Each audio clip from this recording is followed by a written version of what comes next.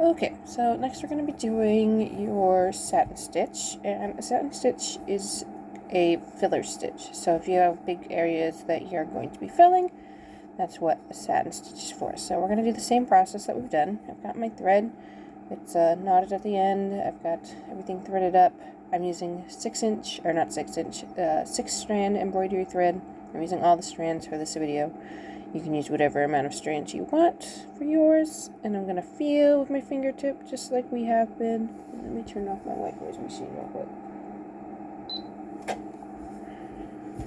I'm going to feel with my fingernail. Find the border. You're going to start at the top of whatever image you're at.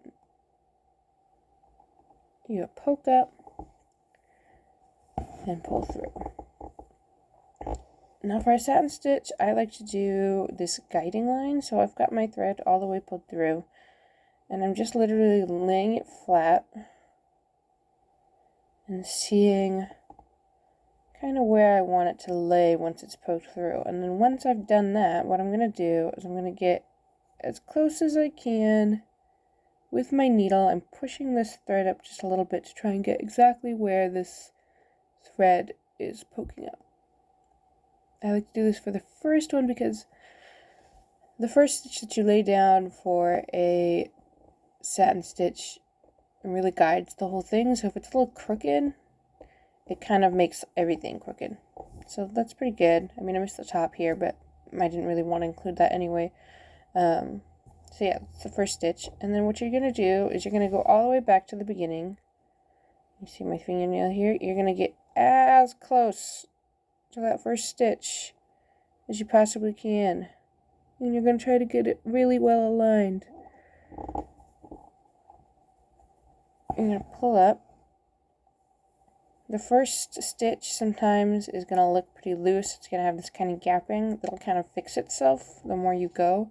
So don't try to pull and tug like this, it's not really going to help you. And you're going to line it up again. And now see, I made it really tight. Let me fix that for a second. You can do what you did last time. You can do a little guider thread if you want. I'm doing that for this one. I'm kind of moving it out of my way so I can put it right where I want it, right underneath the guider line, and I'm pulling through. You can see this a little bit. It's not completely lined up here. That is pretty common. It can look kind of annoying when you're first doing your first couple stitches, but once you fill in this whole image, you won't really notice it. So don't stress out too much about getting things perfectly aligned, especially when you're first starting out. I'm going to start a next one right here with my fingernail, or you can just eyeball it. You can poke up like this, just little pokes to see. It won't hurt anything. If you do a little pokes in the fabric, you won't notice. This is just me using this last thread to tighten the one behind it a little bit more so that I can just do that. And I'm not even really gonna, yeah. And then once you get the hang of it, you can kind of just eyeball it, and especially once you have a few guider threads, you'll get the hang of it. You won't necessarily need as much of a guider thread. You don't have to do this every single time if you don't want to. You can just poke right in, poke right in.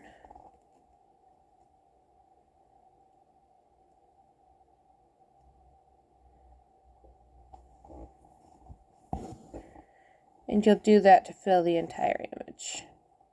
Whatever image you have or whatever you're doing, this works best for if you're doing like a pretty straightforward shape, like the square, obviously is pretty straightforward shape. You can do it like that.